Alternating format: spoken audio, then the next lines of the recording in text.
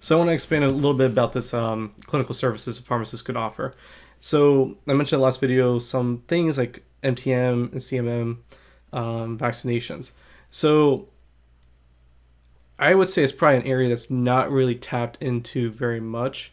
And that is probably one thing that if you are exploring as a business that you're going to need a lot of help with. There's a lot of data out there that you can parse through.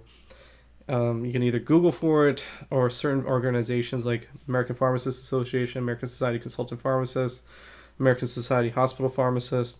Um, they all have like different data sets about what a pharmacist can do to basically improve patient care and reduce costs. So it's all out there.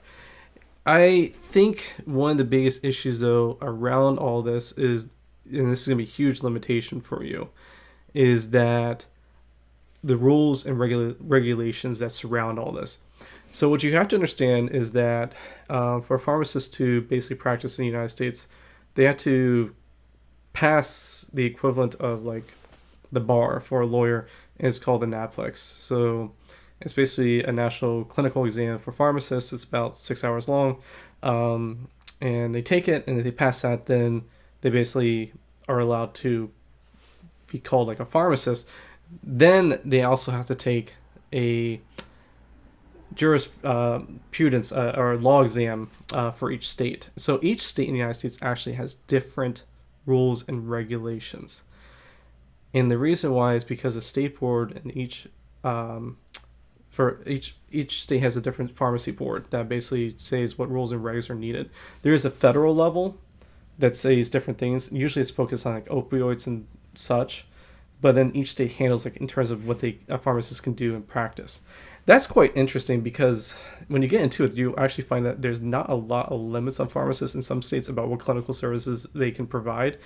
And depending on how you want to go about that, there's major ways you can kind of push things or set the bar. Just a matter of the resources.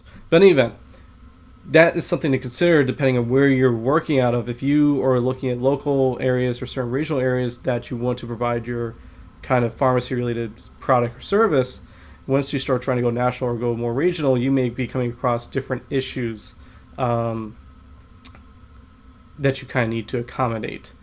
One example I would say is like telemedicine. So you've seen this huge push for telemedicine companies or direct-to-consumer companies popping up in the United States. Companies like Roe, Hims, Hers, such. And some people might be wondering, why aren't they on all 50 states already, or at least all 48 contiguous?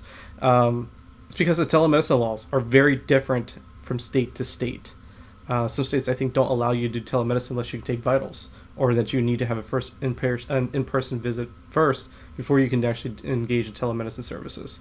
So just like that, pharmacists have different rules and regs between all different states.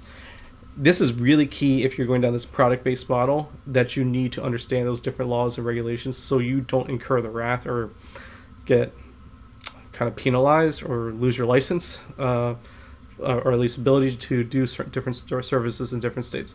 So I would highly advise that there are pharmacists that they're basically pharmacist lawyers, we'll call them, that understand a lot of this stuff, and those might be someone you want to employ or bring on to your service that if you try doing these types of things, and that's something to consider. So rules and regs by state is something is in the U.S. something to be really wary of, and that could apply to this whole product-based or clinical-based models that you may try to pursue in the pharmacy area, and just understanding those nuances. It's not like you say, oh, if I go across all 50 states, I'll be fine. The United States, like, whatever I want to do, I'm going to be okay.